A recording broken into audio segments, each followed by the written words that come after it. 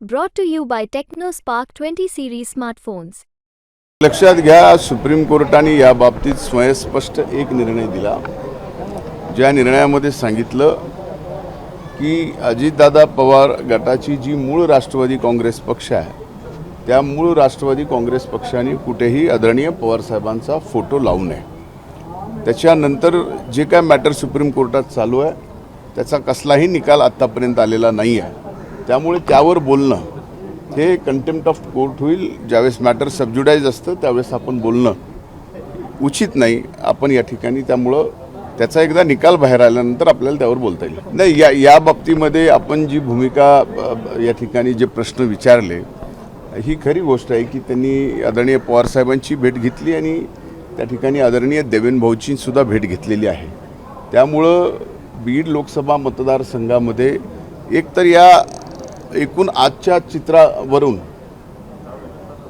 जो काही तुतारीचा गट आहे त्यांच्याकडे उमेदवार स्वतःचा असा दिसून येत नाही.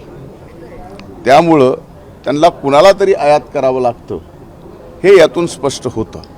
त्यामुळं आयात करून निवडणूक बीडची जिंकता येत नाही हे मागच्या 5 निवडणुकीचं गणित आहे.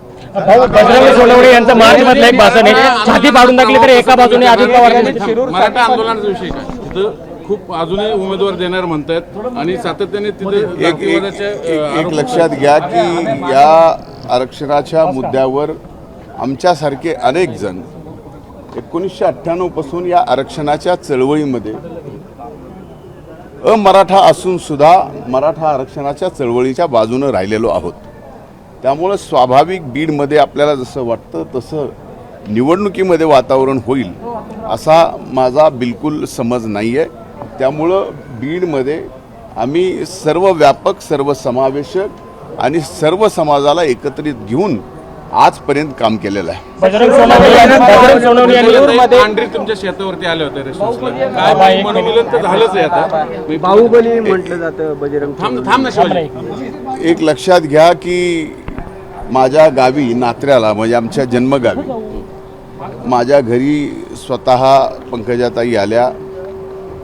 खरं तर त्यांचं स्वागत करायला मी अगोदर गोपीनाथ गडावर गेलो होतो.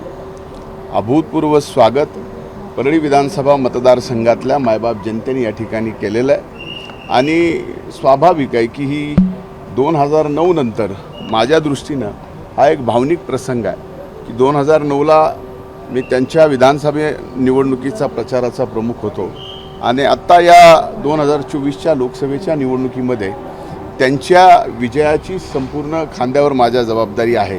बीड जिल्ह्यातल्या मायबाप जनतेच्या आशीर्वादावरती त्यांना देशाच्या सार्वभौम सभागृहामध्ये देखण्या विजयानं पाठवायचं असा आम्ही सर्वांनी निश्चय बांधला आहे. त्याला अनुसरूनच माझ्या आईचं दर्शन घेण्यासाठी त्या माझ्या घरी आल्या होत्या आणि होळीचा दिवस होता.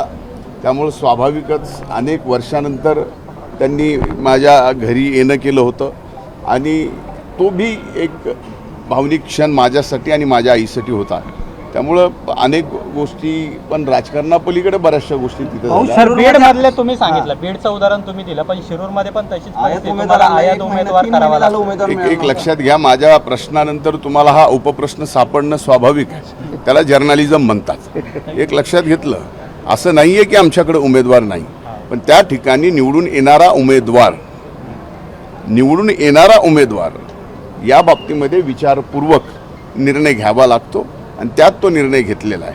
बीडची परिस्थिती अशी आहे की कुणीही उमेदवार सापडला तर निवडून येण्याच्या बाबतीमध्ये कुणाचीही खात्रीलायक परिस्थिती तुम्हीही सांगा तशी आहे का? आता नाही आहे. उमेदवारच सापडत नाही, त्यानंतर थोडेसे मतं घेणारा, मग त्याच्यापेक्षा थोडेसे मतं घेणारा असा कोण सापडतं का? अशा पद्धतीचं जे बीडमध्ये चालू आहे ते मला सांगायचं होतं. याच्यावर आणखीन उपप्रश्न तुमच्या मनामध्ये 2 निर्माण होऊ शकतात. बजरंग शिरूरमध्ये पण तसंच काय? आता मला शिरूरचं आत्ता सांगता येणार नाही. बजरंग सोनवणे यांचं मार्चमधलं एक भाषण आहे, माझी छाती पाडली ते एका बाजूने अजितदादा दिसतील, एका बाजूने धनंजय मुंडे दिसतील, पण एप्रिलमध्येच ते डायरेक्ट पवार साहेबांकडे कदाचित जूनमध्ये पुन्हा त्या छातीमध्ये धनंजय मुंडे अजित पवार दिसतील. त्याच्यात